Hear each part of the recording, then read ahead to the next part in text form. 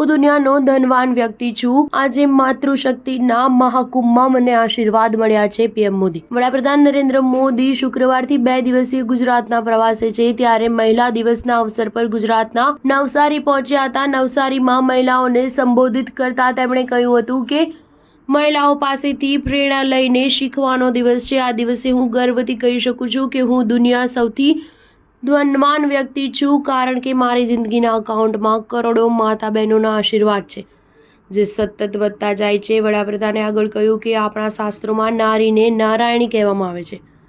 નારીનું સન્માન સમાજ અને દેશના વિકાસની પ્રથમ સીડી હોય છે। એટલા માટે વિકસિત ભારત બનાવવા માટે, ભારતના ઝડપી વિકાસ માટે આજે ભારત વિમેન ડેવલપમેન્ટના માર્ગ પર ચાલી રહ્યું છે। નરેન્દ્ર મોદીએ કહ્યું, 2024 પછી અત્યાર સુધી લગભગ 3 કરોડ મહિલાઓ ઘરની માલિક બની ચૂકી છે। આજે દુનિયામાં જળ જીવન મિશનની પણ ખૂબ ચર્ચા થઈ રહી છે। જળ જીવન મિશન આજે દેશના ગામડે ગામડે પાણી પહોંચાડી રહ્યું છે। અમારી સરકાર મહિલાઓના જીવનમાં સન્માન અને સુવિધા બંનેને સર્વોચ્ચ પ્રાથમિકતા આપે છે।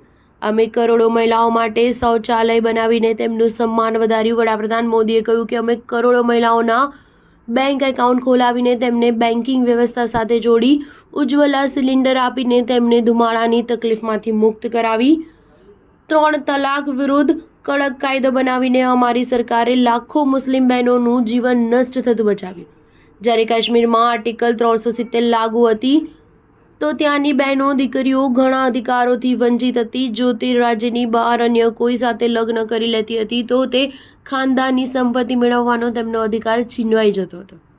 નરેન્દ્ર મોદીએ કહ્યું કે રાજકારણનું મેદાન હોય કે રમતગમતનું, ન્યાયપાલિકા હોય કે પછી પોલીસ, દેશના દરેક સેક્ટરમાં મહિલાઓનો પરચમ લહેરાઈ રહ્યો છે। 2014 પછી દેશના મહત્વપૂર્ણ પદો પર મહિલાઓની ભાગીદારી ઝડપથી વધી છે। 2014 પછી કેન્દ્ર સરકારમાં સૌથી વધુ મહિલા મંત્રી બની।